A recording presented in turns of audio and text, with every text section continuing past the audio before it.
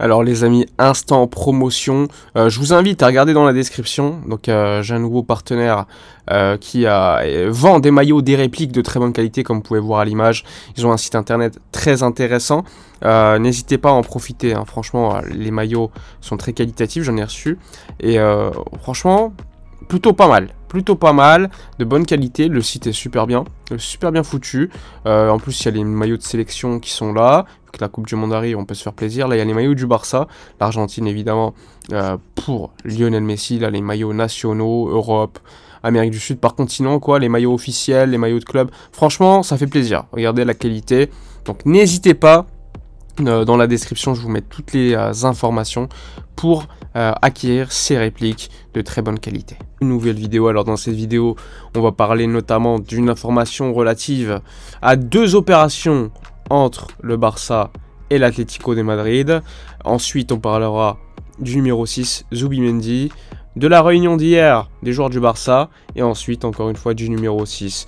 Donc, des informations assez importantes. Alors, commençons par l'information de la nuit, vu qu'elle est sortie quand même assez tard, hein, hier soir. Elle concerne donc deux opérations qui sont en train d'être travaillés entre le Barça et l'Atlético de Madrid. Je vous mets un extrait assez rapidement, puis on en parle ensuite. Carles, estàs parlant de dues operacions, Rubén. Una és Joao Félix. Una seguramente sea Joao Félix. Eso Jorge Méndez proveerá. Donc voilà, pour ceux qui n'ont pas compris, en gros déjà ce journaliste il est assez connu, hein. C'est un supporter de l'Atlético mais qui est très très proche des présidents de l'Atlético. C'est lui qui avait fait d'ailleurs l'interview avec Messi, si vous pouvez voir en fond derrière. Donc alors, il explique en gros qu'il y a deux opérations en cours entre le Barça et l'Atlético, dont une qui est celle concernant Joao Félix. En tout cas que Jorge Mendes allait essayer de faire l'opération Joao Félix. Ça fait sens puisque le Barça, comme vous le savez, Laporta notamment, aime énormément Joao Félix, que Joao Félix est dans une situation d'échec, il faut le dire, à l'Atlético de Madrid, ça se passe très mal.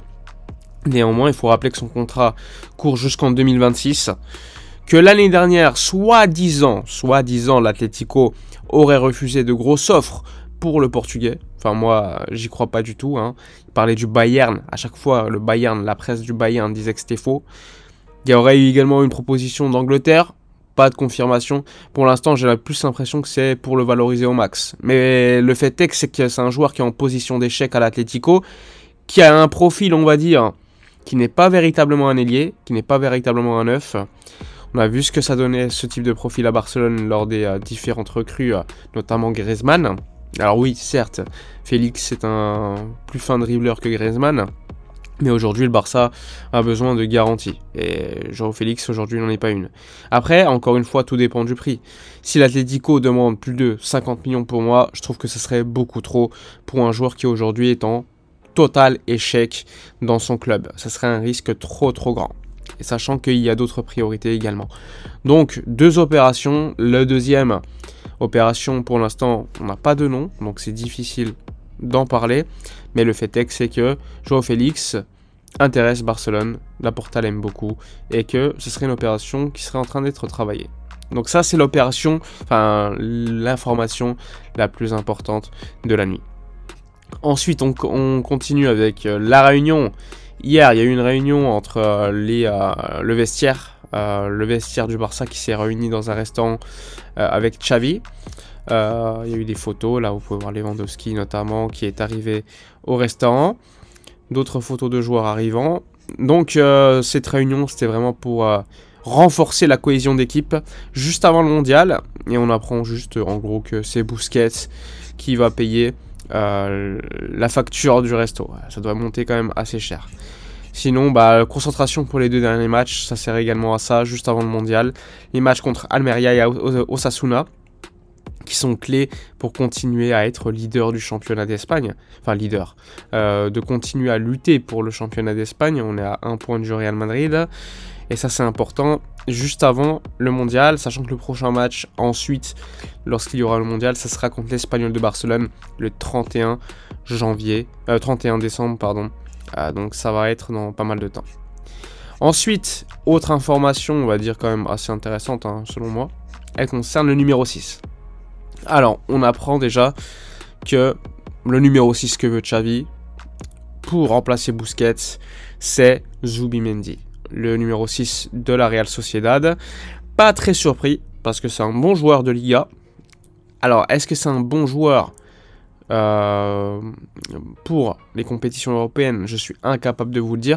J'avais vu contre Manchester United, notamment en Europa League, il y a quelques mois. J'avais trouvé très bon.